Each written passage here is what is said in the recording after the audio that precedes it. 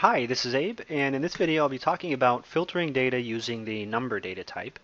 I'll look at the syntax and then run through a few examples to try that out. So in previous videos, I've used the select statement to retrieve some data from my database. In this video, I'll be focusing on setting some conditions to limit that result that we get back based on those conditions. So instead of getting everything, and I'll run through some examples and show you what I mean. I basically don't want just everything that's in those tables. I want specific things. So for starters, I've got my Oracle SQL Developer application open. I've got a connection to my database. I've got created a connection here called XEJERRY, and I've got some tables, some data in those tables, and all that was done in previous videos. And hopefully you're following along with the series and have gotten to this point that I am at here.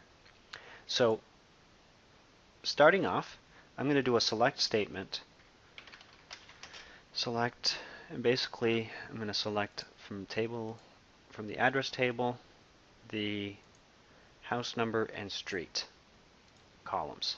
So we should all be familiar with the select statement. You're going to have to provide the comma separated column list, which is in this case is house number and then comma street. The next line from table name is addresses or address, and then a semicolon to terminate that. I'm going to run that statement. Gives me basically 3 addresses or 3 columns with house number, street number right here. So let's say you want to limit that to a specific address or a specific house number. So we're going to do select house number, comma street from, and instead of ending it, I'm going to put in the where clause and put in some conditions. And in this case, I want house number to be equal to 90, semicolon, and I'm going to run that. And as you could see, it limited the result that we get back based on this condition here. So all I wanted back was where the house number was 90. As you can see, it's limiting those down to 2. Now, if we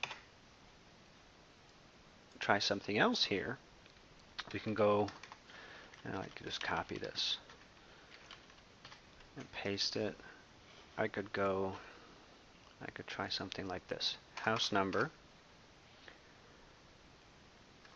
is greater than or equal to 80.